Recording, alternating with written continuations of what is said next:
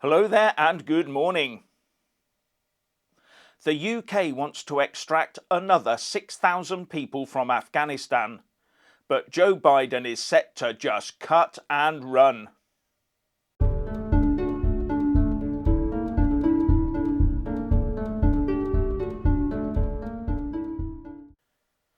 As per usual, please like, subscribe and comment below. And when subscribing, please do press that little bell, but also select the all option, or you won't get any notifications of new videos. The US President has made his decision to withdraw from Afghanistan, and now it seems he wants to just cut and run as quickly as possible. Whoever gets left behind, US or ally or Afghan worker. The UK wants the airport held for as long as it takes to get these people out. Joe doesn't. And there are fears that Biden could even pull the plug within the next 48 hours. And he's already put a deadline on mercy flights for the end of August, but to only get US personnel out, no mention of any allies, and he hasn't factored in Afghan interpreters as a priority either. While the UK says it's going to take at least another 2 weeks to get out every eligible person.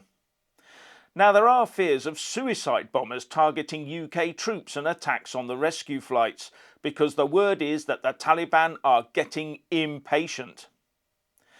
Now, in some good news, it's being reported that about 20 of our elite SAS troops were rescued at the dead of night after being stranded in the Kandahar desert and surrounded by Taliban fighters. They couldn't use the Taliban-controlled airport, so an RAF Hercules was tasked to go in covertly and land in the desert, then take the small force to Dubai. A very successful UK mission and a big well done to all involved. And thousands of concerned US veterans and citizens have clubbed together to form a sort of digital Dunkirk. One member of the group, Afghanistan war veteran and former CIA analyst Matt Zeller, told Fox News, "It's incredible. And it's not just veterans. Literally, it's pastors, it's my mum, it's my relatives, people who have never served in Afghanistan, widows, widowers, children of people who served.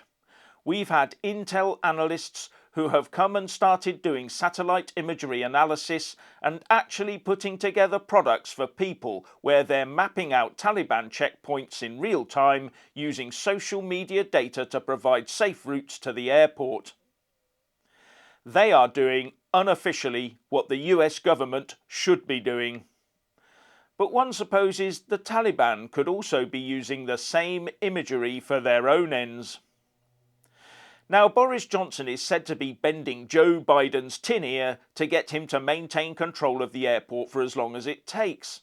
And one assumes that ministers from both the foreign and defence departments will be on the blower to their counterparts in the US, while the UK ambassador to the US will be adding their weight too. But is Joe Biden listening? And President Macron of France has also been pressurising Biden over this. And after a call with Biden, Macron issued a statement. In it, he talked about those in Afghanistan who had helped the West and put in the shaming words, "We cannot abandon them." And the US did not acknowledge that statement, and it's being seen as a diplomatic rift between France and the US. Does that sleepy git not realise the damage he's doing? But I doubt he can tie his own shoelaces unaided. Does he not realise that every US citizen that visits the UK or France will feel forced to apologise for their president every time they open their mouths? And should things go pear-shaped for one of his allies as a result, the political damage will be deep and long-lasting. And I wonder how many people this side of the pond will start looking to boycott US products. Even delaying an upgrade to a computer or mobile device would hit them very hard. The US voters will look on Joe Biden and his Democrat Party and say, never again. And Kamala Harris can say goodbye to any ambitions she has too. But it's not just Afghanistan. The US is in a mess right now. Someone sent me a message from the US saying that within a year they've managed to get a woke cabinet, a woke military and an extraordinarily inept intelligence service. And meanwhile the southern border is to all intents and purposes non-existent, inflation is climbing, petrol prices are at a 10-year high. All this in 7 months. This is a train smash, the message said. And there are Biden political decisions behind every one of those. So what's your opinion on an imminent Biden pullout of Afghanistan? Please like and comment below.